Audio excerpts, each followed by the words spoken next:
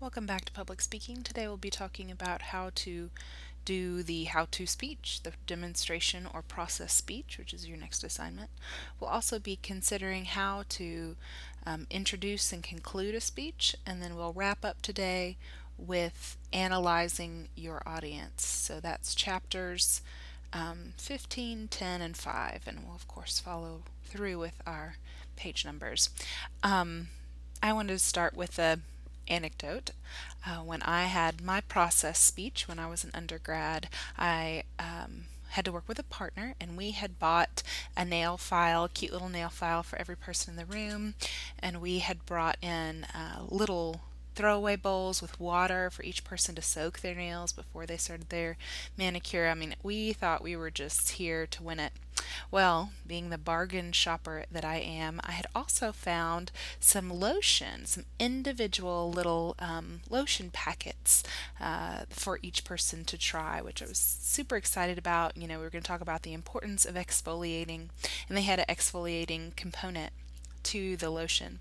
Well, I did not test the lotion before I distributed them, and the lotion was outdated maybe, or just low quality, and the exfoliants did not absorb like they were supposed to, and everyone had this nasty gunk on their hands and had to go to the bathrooms and wash this stuff off their hand at the end of my presentation. I was very embarrassed. So that to say, as you do your demonstration speech, make sure you taste it before you hand it out, or you practice on your own. Make sure that the lotion isn't gross or anything like that. You don't want to give anyone food poisoning or embarrassingly not test all of your props and aids before you hand them out. So your process speech, what topic should you choose? And this one is kind of related on a couple different levels. It could be your hobbies, something that you do for fun. Teach us how to Dougie, teach me how to throw a football. Or it could be related to a syndrome or a disease or an age. I had a really good speech on how to interact with someone with Asperger's, for example. The person giving the speech had Asperger's, and just some tips on how to approach him within his syndrome. How to take care of a 3-year-old. Somebody may not have a lot of experience with children, may be interested in that kind of topic. But then it doesn't, you need to have some credibility in what you're talking about, right? It needs to be something that you understand already and have some experience in. And we'll talk more about this at the end of the chapter as we talk about chapter 5, the end of the lecture, something that interests us to some extent. Now, I don't expect it to interest every single person in the audience. Some people are a hard sell. And even though I don't sit down and watch 15 hours of football, I'm interested in how to throw a football. I mean, that's, a basic skill that most people are going to want to have. So I'm not saying you have to be a hard sell on every person, but if you're picking a topic that no one has any interest in, then you might be on the wrong track. It needs to be at least 5 minutes long. So if you teach me something super simplistic, for example, the speech that I asked you to watch before you watch this one was washing your hands. Well, he has specific instructions and he has detailed explanation. I've also had a nursing student give me a detailed explanation of how to scrub in before a surgery. And that is detailed and not just common knowledge. But if you were just to tell me, first you put soap on your hands, then you run them under the water, like that is condescending. It's not going to fill 5 minutes either. So make sure that your content is substantial enough to talk about for the length of time required. But then also make sure that something that can be easily summarized. I had a student talk about aerodynamics and how to land an airplane. That is that's a degree, that's a certification, that's an entire class. And even something that as seemingly deceptively simple as soccer, Someone tried to teach us how to play soccer in 5 minutes. Well, soccer is actually a pretty detailed game. It's not just somebody out there chasing a ball around. There are rules, there are positions that people play, and summarizing all of that in 5 minutes, I don't think he was able to do it justice. So, like I said, maybe just teach us how to kick a soccer ball. Don't teach us the entire game if it's not that easily summarizable. As I said, nothing too easy. Most of us know how to tie our shoes. Most of us know how to screw in a light bulb. If it's too much common knowledge, you're going to lose us. But then the other side of that, if it's too difficult of content, you're going to lose us too. So make sure it's somewhere in the middle. So if you have been doing something for a long time, one of the best examples I can think of this is I had a student who was a Verizon salesman. I think they get a discount to work at Motlow, and he was rattling off just like in the commercials, this LG BTE 674, and when you start using all of those jargon words, you can really lose us pretty fast. It can be a pretty daunting task to keep up with all of that technology. So if it is something, your area of study that you work in, or your hobby that you are really engrossed in, make sure you're taking the time to define the terms before you use them, right? I used the word exfoliate a minute ago without explaining that that's the process of scraping off dead skin, and I probably should have said that because some of you who are not as beauty conscious may not have ever heard the word exfoliate before. And that's always, we talked about that extemporaneous quality. Are you watching your audience? Do you see them look confused? Do you see them tuning out? Well, if they're looking confused, then it's a good chance that they're not understanding the terminology, need to go back and define it. So how do we know if it's jargon? We can tell by the looks on people, the expressions on people's faces, if it's jargon or not. If I say exfoliate and everybody nods their head in agreement, then okay, we move on. If I say exfoliate and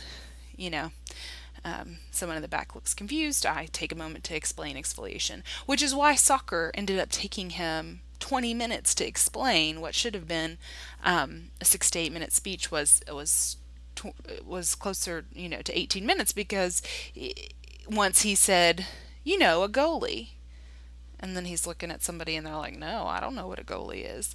So then he had to go back and explain that. So it's just little things that you may take for granted because it's your world, not our world.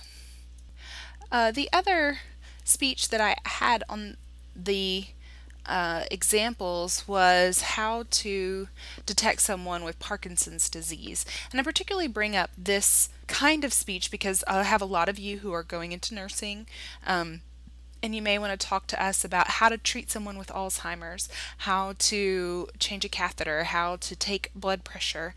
Feel free to make this part of your vocation if you are headed in that direction, you're doing things in class. Always encourage that cross-curricular integration.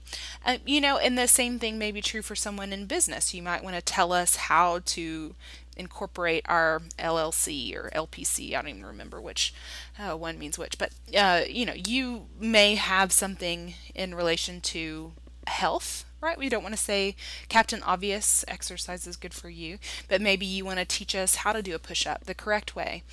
Maybe you want to teach us how to cook healthy. Maybe you want to teach us something in relation to our health. These are big issues. I'm always encouraging someone to talk about finance. I hardly ever get anybody take me up on that. How to balance your checkbook, how to buy a house, these sort of pressing life issues that some people have expert knowledge in can be wonderful ways to share. So, once again, that is your presentation demonstration speech. It's called a process speech because often you're telling us what happens first, what happens second. But remember, if you're talking about a syndrome or a condition such as Alzheimer's or Asperger's, you want to take it in a how-to approach. So you're not just going to sit and itemize what Alzheimer's or Asperger's are. You want to take a moment to say, this is how you approach someone with Alzheimer's, or this is how you handle if somebody has a seizure. I mean, those sort of how to give CPR, something like that. Don't just have a passive approach, just us listening about that person. It needs to be in some way, how do we get involved? So, happy hunting on your topics. I'll be looking forward to kind of hearing some of those and getting involved in that process speech. All right, so moving on to chapter 10, we're talking about introducing a speech. Now, I have a worksheet there for you to read and sort of look at some of the do's and don'ts from Very Simplistic. You already have a heads up on this. The humorous personal anecdote was an introduction method that's very, very popular. You'll notice I started today's lecture by talking about my personal anecdote around hand manicures in undergrad. So that's one way to skin a cat, as it were. A lot of people do these sort of things instinctually or had this in high school. So even in these first speeches, I've noticed, at least from the class that I'm recording this right now, that you did a lot of these things just already intuitively. And the first thing that you can do is get a show of hands from your audience. This is one of the ways that we can get a person's entire body involved, right? And it also gives you some information. So if you're doing your speech on how to throw a football, you might start by saying, how many of you have thrown a football before? Right? Half the class raises their hand. Then you might say, how many of you were not professional, but how many of you played for your team, for your school? And then, only a few people raise their hand. Then that kind of can help you gauge on what level you're speaking to your audience. So questioning your audience is a nice interactive quality, and it also can give you information, valuable information. So the rhetorical question. Here we have, what do you do when a cashier hands you more money in change than you should receive? So say you're at Walmart, you give them $5 and they give you, instead of giving you a $1 bill, they give you a $20 bill back. And so then you go out to your parking lot, get to the parking lot, realize she handed you a 20 instead of a 1. What do you do? Right? So maybe you're talking about a moral issue. But this question is rhetorical in nature, in that it's meant to incite thought. It's made to make you think. It's not necessarily an answerable question. In fact, if someone were to turn around and answer this question, we might think that they were not keen to the talk. They didn't understand the nature of the question. So what we often want to do, rather than just having these thought-provoking questions, although thought-provoking questions can be good in certain environments, if we're talking about contemplative issues, then we may want to speak rhetorically. But in most cases, we'd rather have a direct question where we can have a show of hands. So we just simply replace that beginning phrase with, how many of you? Right? How many of you? By a show of hands, how many of you? Or by round of applause. If you have a really big room, if you're speaking to 1,000 people, by round of applause, how many of you are married? And just ask them to give some applause, and we can kind of feel it out, how many of them by applause. All right, so ask yourself, how would you turn this rhetorical question into a direct question? Do you remember how Ark of the Covenant was depicted in George Lucas's film Raiders of the Lost Ark? And that's an Indiana Jones film for you youngins who don't remember all of the George Lucas films. Right? If I wanted to say that more directly, once again, just substituting that do you remember with how many of you? Right? How many of you? And then, like I said, I would even include by show of hands just to make sure that it's very clear who is being, how they're expected to respond. Because in a public speaking environment, if you invite people to speak, then you have to maintain that. And I'm going to encourage you never to invite people to speak, because we are going to do a public speaking environment. We're trying to keep things going. We're on a time limitation, so you don't want to have any loose cannons there. So, One thing that may seem kind of obvious, but is bears bringing up, please don't ask direct questions that are embarrassing in nature. Right? How many of you ladies are on your period? Who's menstruating? Raise your hand high. That can really embarrass somebody, right? If it's sensitive material, and even something a little bit less sensitive, how many of you guys give money to charity? Well, then you kind of incited a sense of shame in your audience, then maybe that's your point. But it could be uncomfortable. So just keep in mind that women don't necessarily want to share their cycles with you, and you can intrude on their sense of secrecy in some cases. So only ask direct questions that are not embarrassing. All right, so we're getting into some other ways that introductions can be provocative in nature, can interest your audience. Start by stimulating their curiosity. Start by stimulating their curiosity. Something that's attention grabbing. Now, I've mentioned this before, but we don't want to do just shock tactics, right? We don't want to just get up and say something crass for the sake of getting people's attention. But something suspenseful, something exciting, something confusing slightly. And if we look at like the ancient Athens, they really like to use riddles that were seeming paradoxes. Those can stimulate somebody's curiosity. If it sounds like an oxymoron, to give is better than to receive. That would be an example of something curious that people would say, really? I really kind of like getting gifts better than giving them. Then you would explain that more thoroughly. So starting with sort of puzzle pieces for people to put together is a great way to start. This is one of the best ways to get children in, is to engage them and their creativity and their imagination.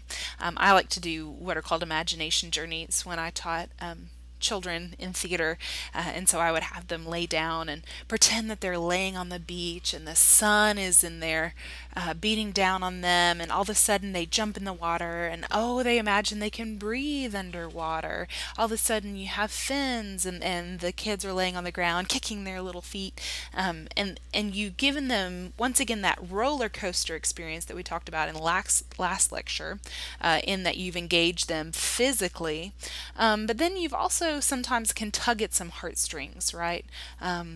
Imagine that you found out that your mother has cancer, and there's a certain amount of personality, right, that goes into that. Someone who's very empathetic by nature will go there with you, will imagine with you, will play along, as it were, will suspend their disbelief. And then others are, less imaginatively minded, less empathetically natured, and they'll roll their eyes. But you each have your own style, so play your style and invite us to come with you, and that's all you can hope for.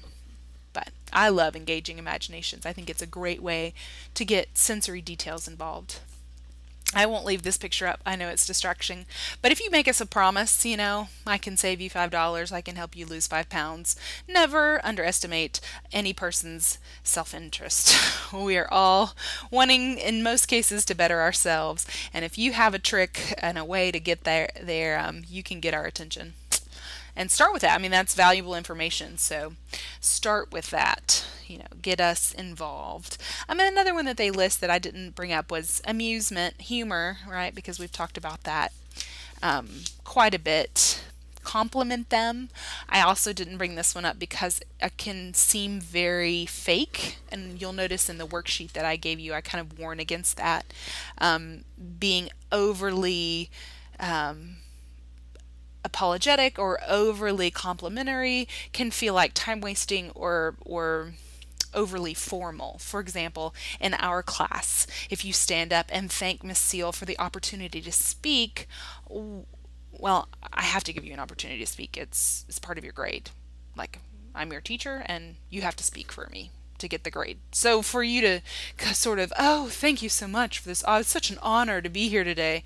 Okay, whatever, move on. It can feel a little bit forced, is all I'm saying. And, courtesy is appreciated, but sometimes it's not always warranted. Now, if you were being awarded the Nobel Peace Prize, then by all means, thank the Academy, as it were.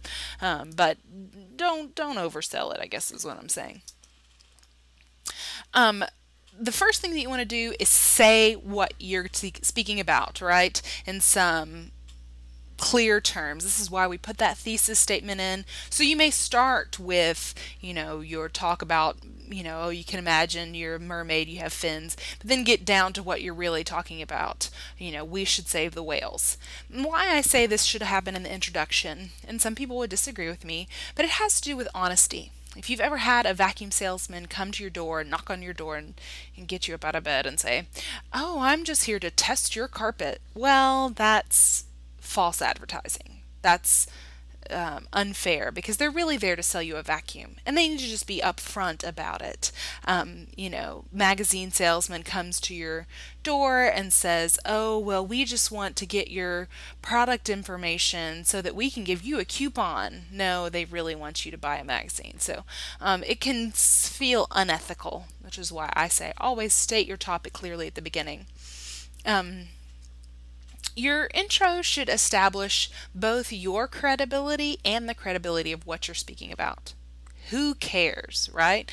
That is the biggest question we have in our time. We are busy. We don't have the money always to invest in your cause. What you have to convince us to get up off the couch. And so you need to tell us why we should care about what you're talking about. Instill that in some clear way. And now sometimes importance is apparent and doesn't need any introduction. If you're talking about something like cancer, we all understand that cancer is an important topic, and it needs no preface. It needs no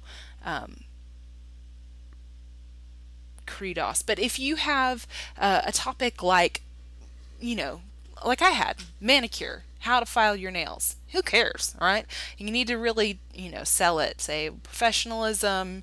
If you're trying to get a date, nail health and nail, show some pictures of some ingrown nail and explain why it's important that you get your nails done, or why you keep them clean. And then your intro should have those signposts that we talked about last time. I'm going to talk about the 3 reasons why, or I'm going to explain George Washington from his childhood through his presidency. You need to give us the scope of what you're talking about. That should be clear from the beginning of the talk. So today I told you first we're going to talk about chapter 10, then we're going to talk about 15, and then 5. So I gave you kind of a broad sweeping idea of what was going to be covered in this speech. And it doesn't always, you don't have to be super specific. For example, if you're going to have a moment where we have to stand up and shake hands with our neighbor and look at their nails, well, maybe you don't tell us that. Maybe that's a little surprise. It's sort of a balance between confidence and intrigue, kind of keeping us there and feeling comfortable, but also giving us an element of surprise to keep us involved. All right, so that's introductions, and I hope you read that worksheet on how to give an introduction and why. But now we're going to move on to conclusions. And it's worth saying that conclusions should always be the last thing. And wait, that's pretty obvious. Sorry. Your conclusion should be the last thing you write. That's what I meant to say. Not the last thing you say, but the last thing you write. Some people will waste a lot of time thinking of a topic with a great introduction, only to figure out that they're going to talk about something completely different than what they originally intended, and the introduction no longer fits. The introduction and conclusion, although they are very important, they should be one of the last things that you write, because they will depend greatly on the inner content. So last time we talked about how to organize your speech, how to create an outline, but then you don't even put your introduction and your conclusion on that outline. You go ahead and type out that outline, get it to me, and get it printed off for me, and then go back and create that introduction and conclusion, because that is the icing on the cake. That is what's going to flow kind of naturally out of the content you already have. So you'll begin by your introduction by restating that thesis and telling us what you told us, right? Tell us what you're going to tell us, and then tell us what you told us. Today I gave you, an overview of George Washington's life, whatever.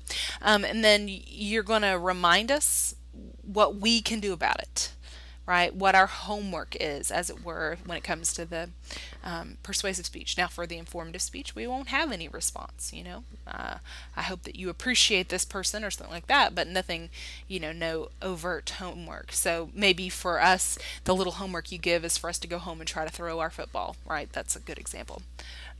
You also need to provide a sense of closure. You need to put everything back in the bag. Make sure that you're winding it down. And as part of that, no new information. We're not going to throw in our favorite quote. We're not going to tell a new story at the very, very conclusion. Now, you can organize it in your 3 main points so that your most convincing information is in the 3rd point, right towards the end. But technically, the last things that come out of your mouth don't need to be new information. Let me give you an example of how this doesn't work. I've had a student fully understand a quote, for example. They're paying tribute to John F. Kennedy, and they're closing, the last words out of their mouth is, "Ask not what this country can do for you, but what you can do for your country." And then they go sit down. Well, they may, as they walk to their seat, notice that people look confused. What does that mean? Ask not what your country can do. It may feel a little cryptic to them, but he's already planned on that being his punchline out of there, his, ending remark. And so he just gives up on it and walks on. And I cannot tell you how many times I've seen that. I've seen somebody end on a confusing or puzzling note that people don't feel comfortable. They haven't created some sort of psychological conclusion. So always make sure that no new information goes into that closing. So you want to make sure that you've summarized, right? Oh, sorry, main ideas. Make sure that you've summarized and given us those main ideas. Make sure that if it's a persuasive speech, that you've given us homework or an action statement. Go like us on Facebook. Go try to go home and throw that football. And make sure, part of the biggest quality, and that this was pretty clear on that introductions worksheet, but one of the most important things is that we relate to you as the speaker.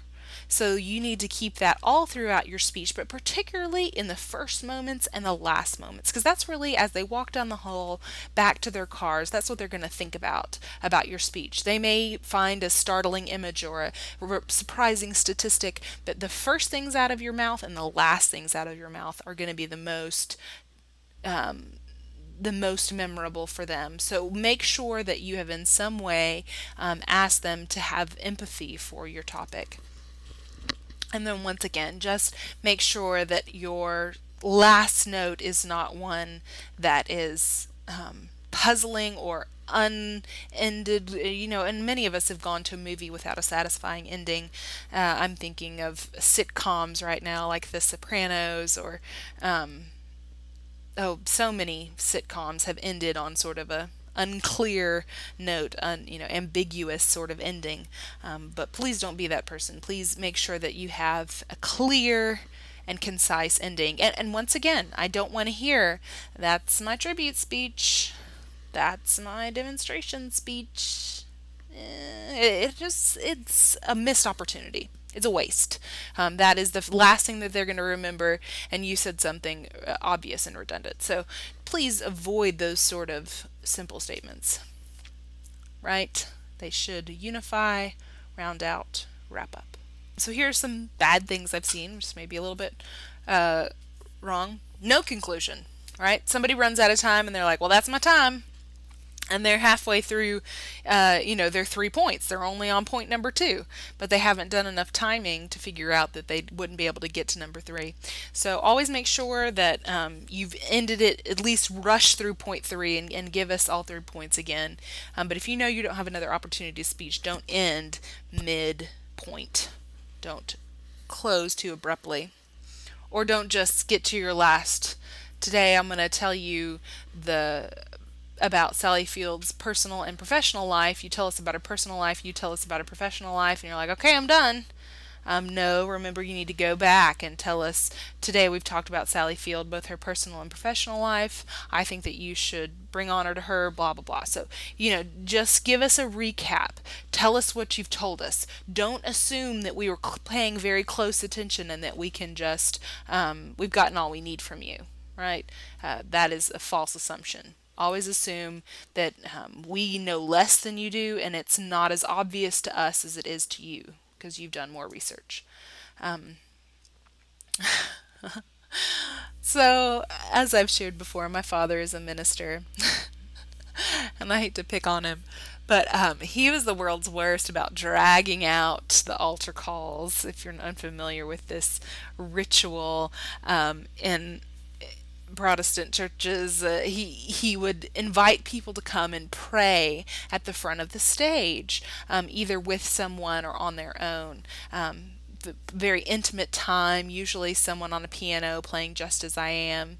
But it can sometimes feel, once you start getting in that serious voice, and it's time to wrap up the sermon, and he's still kind of got that breathy quality going. Well, what happens for a lot of people is once they see that you're reviewing, you're restating the thesis, they start putting their pen back in their purse, and they've put their purse on their shoulder, they're ready to go. They see that you're concluding, and they're wrapping it up. And so if you give any extension of time, if you're talking too long, then people can get frustrated or lose focus on what you're saying. And the most common reason I see this in my students is that they have not given me enough time. When we get to those impromptu speeches, you may have this problem. I've only got 3 fingers held up, but you need to get to 4 fingers. You need to get to 4 minutes. But you've already started your conclusion, and we can kind of see that, and we can kind of see that you're just kind of repeating yourself now. So make sure that you've, once again, done the work, timed it out. You're not dragging along at the end. Don't just ramble. That's pretty obvious. Okay, so we want to see the thesis, we want a summary of the main points, and then if it's a persuasive speech, we want your desired action. All right, so we're moving backwards. We just covered introductions and conclusions in your speech, and we're moving back to demographics. We're dealing with how to analyze your audience and then how to be respectful of your audience. So as we look at the advertising world, as we look at the business world, demographics is priceless information. So just think about for yourself, where do you spend your weekends, right? Judging from this picture right here, this is a picture on Bar Louie, which is in the avenues there in Murfreesboro. For those of you who are not Tennesseans, sorry to exclude you. But just from looking at this picture, what kind of joint might you think we're going to if we were to visit Bar Louie according to this picture? Right? It's probably not a cheap place. They've got fruit on the glass here. It usually costs a little bit more. Right? We've got a wrap, which is not just standard run-of-the-mill sling it out hamburgers or chicken, some of those places that just serve 2 or 3 things on the menu and kind of got us, it's not like a hot dog cart or something. It's probably a little bit appealing to a wealthier clientele. What age do you think these people who go to Bar Louie might be? Right? Probably someone who can afford it, maybe a little bit older, not a very young crowd. So Bar Louie has chosen their audience, and they put this picture to invite the kind of people who want this service. All right, Silverados. This is actually very misleading because they're not really like this. But we can look at this picture and think, oh, they're trying to appeal to country music fans or people who in some way romanticize, the Western world. Fanatics, which is a hotel bar. Who exactly are they trying to appeal to there? They've got jerseys on the walls. They've got, you can't actually see here, but they've got big screen TVs. Sports fans. Sports fans is who Fanatics is trying to bring in with that logo. Fun, food, sports, right? It's a third of the equation is the sporting experience. So they want you to know, if you come here, the game will be on, right? The game will be on. You can trust it. What is this guy? He looks young, right? It doesn't look like the kind of place, if we look at the picture with a martini, I'm assuming that's a bar. I can sit down, I can relax. Gilligan's looks like more of a place we're going to stand up and we're going to dance, and it's going to be more late night club kind of atmosphere, right? So each one of these probably hired a marketing director to try to incite or invite those people who they want to appeal to, whether it be someone more into hip hop or someone more into country, someone a little bit older, someone a little bit younger, someone who's a sports fan specifically, and they want to sit and watch the game with other friends. So they try to narrow in and get those kind of people. So what about this one? 50-cent long necks. Right? They're not trying to appeal to the wealthy, right? Our beer is super, super cheap, right? We've got top 40 dance music. So they're probably appealing to younger people, people who listen to top 40. Not that you can't listen to top 40 when you get over a certain age, but there's a good chance you're going to listen to a top 40 when you're younger and into pop music and what's popular in your day.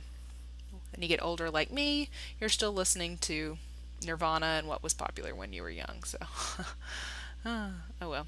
But you can kind of see how audience targeting is very, very important when you're trying to sell something to people. If we look at television networks, Nickelodeon, all right, completely sells until Nick at Night. They're completely targeting that child audience. They have a reputation. ESPN, right? Once again, sports, right there in the title. Now, when you look at commercials, right? This is a big part of network television, is figuring out their audience and then honing in and finding their audience. So for the Nickelodeon, you're going to see Pop-Tart commercials, right? For ESPN, you're going to see Viagra commercials. For Comedy Central, I've noticed a lot of Taco Bell commercials, especially late at night. But I was with my parents and very embarrassed. We were watching a movie on Comedy Central, and it was late at night, and it was one of those Girls Gone Wild commercials, and I was so embarrassed. Those commercials are so crass, and so they have a demographic. They assume that a lot of young men 18 to 25 are watching Comedy Central, and that they would buy a Girls Gone Wild video. MTV, right? Once again, you're going to see workout commercials on MTV. You're going to see things targeted toward a younger audience on MTV. And there's a lot of truth to this when a band stands up and says, "Hello, Wisconsin," or, "Hello, Murfreesboro," and they don't know how to pronounce it right, and it's sort of awkward. I was in a small town of Cowan, and a speaker would get up and say, "Oh, I'm so glad to visit you here in Cowan," and you can tell they're just trying to pander to us as an audience member. But if you really do, there is why is that always get a response when a rock band says "Hello, Wisconsin" and they all cheer, "Woohoo, we're in Wisconsin." Now the sort of backhand to this is that if you're talking to people who do not want to identify with the group they're identifying with. Let me give you an example. So if I today lost my job at Motlow and I was forced to go and work at McDonald's as as a burger flipper, flipping burgers for a living. And, my manager comes in and says, "Hello, McDonald's employees." Well, if I'm not exactly sold on or proud to be or happy and involvement in my McDonald's employeeship, then I might be like, "Oh, okay." That may not be the identity that I claim or choose purposefully. A lot of so you don't necessarily want to appeal to a person's sense of identity if they're not proud of that identity or they're trying to get out of that identity. So don't necessarily, for example, if I walked into the classroom next week and I said, "Hello, teenagers. Woo, everybody raise your hand if you're a teenager." Well, a lot of you who are technically teenagers, you're 19, you're 18, you don't like to think of yourself as a teenager anymore, because when you think teenager, you think 16-year-old. And so that might not appeal to a sense of identity that you are on board with. So, as you deal with an audience, you can definitely get their attention by talking about something local, personal to them. So, for example, if I'm talking about diabetes, I might remind people that in 2007, 34 women died of diabetes, right? And that's women in Tennessee. That could be someone's mother, that could be someone's aunt. And when I localize and prove that this is an issue facing Tennessee particularly, then that may get people to perk up. If we know that it's local, I've been to so many concerts where someone will say, it's a Nashville concert, and for example, Kristen Chenoweth, she said, "Oh, and I went down to eat at such and such restaurant," and all these people kind of applaud, and it seems like a silly kind of gimmick, but it's true that if we feel a sense of camaraderie, "Oh, she's just like me. She likes to eat cupcakes. I love to eat cupcakes." So that kind of localization of information can build credibility with your audience. Everyone is not like you. Everyone is not like you. And when I say that about recognizing the value of audience diversity, I just want you to know that you need to respect other people's opinions from the front of the audience, front of the classroom. If you stand up and say something negative about one group of people, well, you have alienated that group of people and you've lost that part of your audience. And we talked about this a little bit in chapter 2. I had the guy talking about gun control who singled out young African American males, and he himself was not a young African American male. And that seemed very unfair to me. I had a guy give an abortion speech and only talk to women. Well, it takes two to tango. Why are we only lecturing women about abortion, particularly when you're a man? Men have a responsibility in procreation. If you're anti-abortion, it seems, particularly if you're a male, unfair to talk just to other women who are different from you.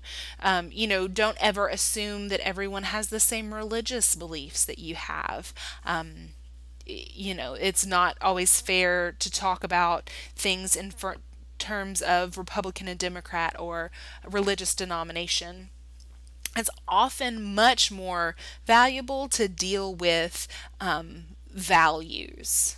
And politicians get made fun of a lot for this, but there's a lot of truth in it. Talk about freedom.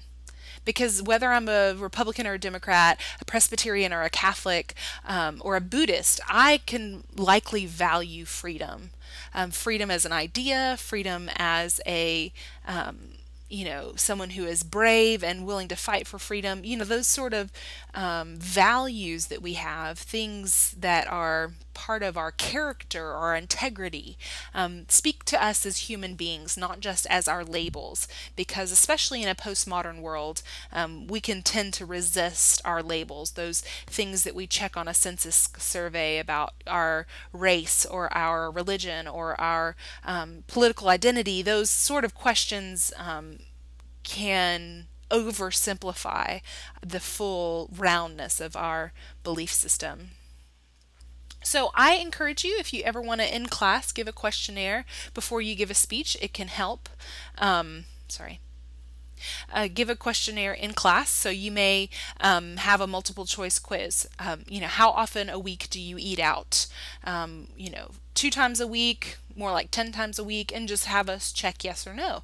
Print them off, bring them to class, and that way you have some information about us before you give your speech. So if you're giving a speech on health, it would be more valued and centric for us as a audience if you know that half of us have never worked out before. Well, that gives you some information about how you should proceed in the conversation about working out. So these are just some things to think about. I do encourage you to not use a lot of terminology and jargon there and to keep it pretty short. Let's say no more than 10 questions. But if you want to do some questionnaires before you speak, I highly recommend them and think that that's a great way to get our interest. So don't assume. I had someone give a very cute speech paying tribute to their childhood. And they opened the speech talking about Ninja Turtles and Saturday morning cartoons and, Underoos. And it was a very cute way to start the conversation. But what it didn't account for is that not everybody was raised in the late 80s and early 90s when Teenage Mutant Ninja Turtles was popular. So remember, anytime you're talking to your audience, you have people who are older in the audience, and they may not catch a reference to Teenage Mutant Ninja Turtles. So maybe you just want to say Saturday morning cartoons, or you want to give a couple different examples of what you might have been watching. Try not to alienate your audience. Don't assume that your audience has lived through a major war, for example. Don't use an example about Vietnam without explaining that very dense and ambiguous sort of conflict that we had. Don't assume that everybody fully understands Vietnam. Just because you lived through it doesn't mean that other people understand it.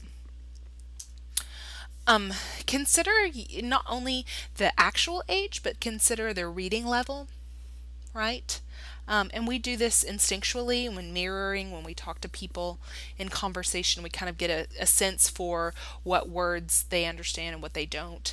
But that's just another example of why I require you to speak extemporaneously, because if you look out in the audience and someone gives you a when you use transubstantiation, then you need to go back and explain what transubstantiation is, and account for and meet your audience where they are. Don't assume someone's reading level. Just because they look like a grown-up doesn't mean that they are a grown-up. This is one of the hardest things about talking to teenagers. So some of you will give every single speech about your kids. Because you have a kid and your kid is your world and your life revolves around your kid. But you just need to know that people, sometimes younger people without kids, they don't care yet. And I'm not saying they shouldn't, but maybe you just should use and diversify your content a little bit to appeal to people who don't yet have kids or have small children in their life. And some of you will talk about caring for an aged relative, and that is an issue that particularly hits people in their midlife. So for some of us now, I'm not yet to my midlife, and I'm dealing with taking care of my father's at times, but I digress. But in general, what priorities do you have at what age? So for example, if I was to take a census and find out that half of you in this hybrid class are single and half of you are looking for someone to be your life partner, then I might gear my speeches knowing that that's your priority and that's what you're looking for. Knowing what your audience wants and appealing to that self-interest is one of the most powerful ways to keep your audience interested. Appeal to our self-interest. All right, so why am I showing you this graph? It has to do with gravitas. We want to make sure that the speech topics that we have resonate and connect with our audience. And one of the biggest things that you can appeal to, or let's face it, manipulate, if you're trying to sell somebody something, is to meet them on a deep-rooted, almost caveman level, right? Your inner caveman, your inner survival mode, right? And some things that we need, right? Some of you are still trying to pay the rent, right? You're still in the purple and the green. You need somebody to help you make sure that you don't get shot as you're walking to your car after you leave today. You have those basic needs. So as you talk about the pluses, the values of your demonstration speech, if you're talking about the importance of a fireproof safe and how it's a great gift to give someone when they get married, and how the fireproof safe is some way that you can protect your valuables against all causes, or maybe the importance of a shredder. You can appeal to our sense of a need for security. It tends to not be as aggressive kind of topic in a privileged culture like ours. But some of the best speeches that I've heard have been around driver safety in some way or another, because a lot of us have some deep seated and rational fears of driving. The second here that we have, the blue and yellow, has to do with fitting in or finding our clique or group, deciding, if we're going to be in a long-term relationship or if we're going to choose singleness, some of those really big questions psychologically. So, some of these are just unabashedly, if you look at, teeth whitening commercial, and she's there and the travel guy taking her passport says, "Wow, how did you get your teeth that white?" I mean, obviously that's an overstatement. Or they show those Axe commercials where the girls are just attacking the guy. But those are some deep seated fears for people, right? A fear of being alone, a fear of being repulsive to someone of the opposite sex, that you are, if you're a good salesman, you know how to exploit that. And then the top orange one is really talking about above our basic needs, above our psychological needs, above this body. We have a need for fulfillment. We need to feel less alone. We need to feel like we have meaning in our life. We need to have a sense of adventure. And all of these sort of high-minded ideals have to do with that orange box. So as you appeal to our souls, if you will, you appeal to the orange. Now, I bring all of this up, if you're talking to people in a third world country, a lot of them have not won Nobel Peace Prizes because they're just trying to stay warm, right? They're just trying to survive. They are still living in the in the purple and green. So if you're going to speak at a hunger rally in Haiti, those sort of issues are what are really important for them. So know your audience, and know if you're a salesman, I am not encouraging you in any way to abuse this and to play on people's fears. I think that we have such a culture that revolves around fear, particularly of social acceptance and a sense of appearances. But if you really want to resonate with people on a deep level, here is some psychological input. All right, lastly, I just want to go through and get you to think about your venue. If you are asked to speak professionally, what is that going to look like for you? And a good public speaker thinks about this stuff ahead of time. So if you get a call from a juvenile detention center and they say, "We want you to come speak here next week," then you need to ask them, do you have a projector? How many students are showing up? What age are these students? What reading level, right, are these students? What are they going to be wearing? Is there going to be any kind of restraint between me and them? All of these questions have to do with and affect the kind of wording you should use in your speech, the tone you should use, the sense of formality or familiarness, what you should wear. All of these are vital questions. Is this a voluntary audience or is it a captive audience? Well, obviously, if you're speaking at a juvenile detention center, they're a captive audience. And, if they are a criminal captive audience, and you're really going to have to work extra hard with those introduction, with the getting their attention and keeping them involved, because the captive audience is the worst audience to have, honestly. This is why teaching school is one of the hardest jobs on the market, because the students have to be there or the parents get arrested, right? If they miss school so many times, then they're truant and their parents get arrested. So some of the students that you get are not there to learn. They don't care about your content. They just have to have their butt in the seat.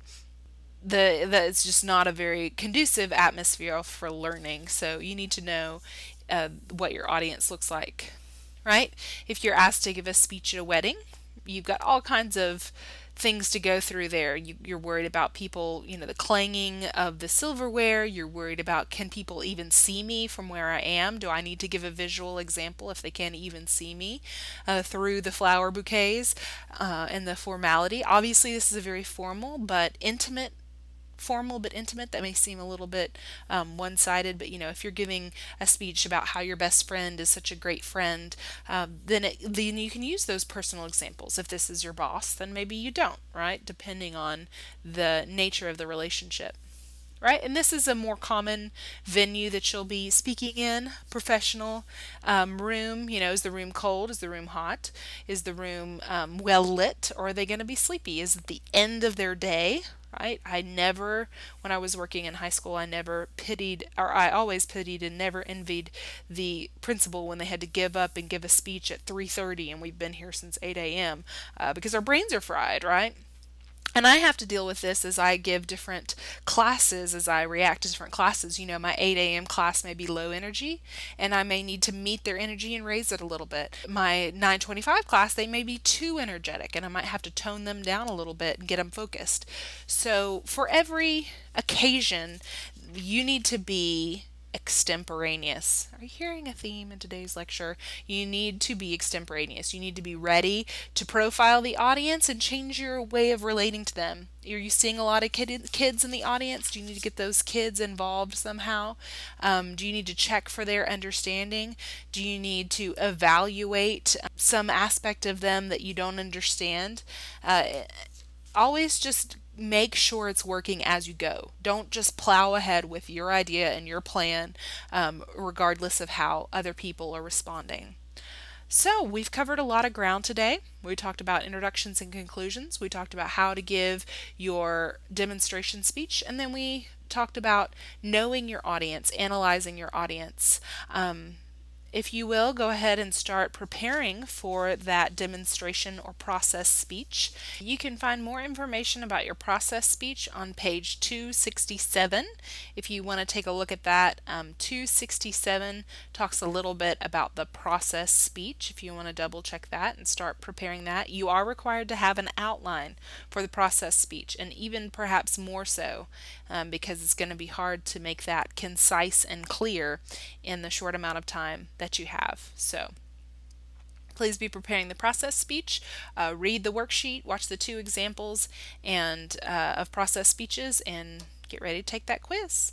Thank you for listening.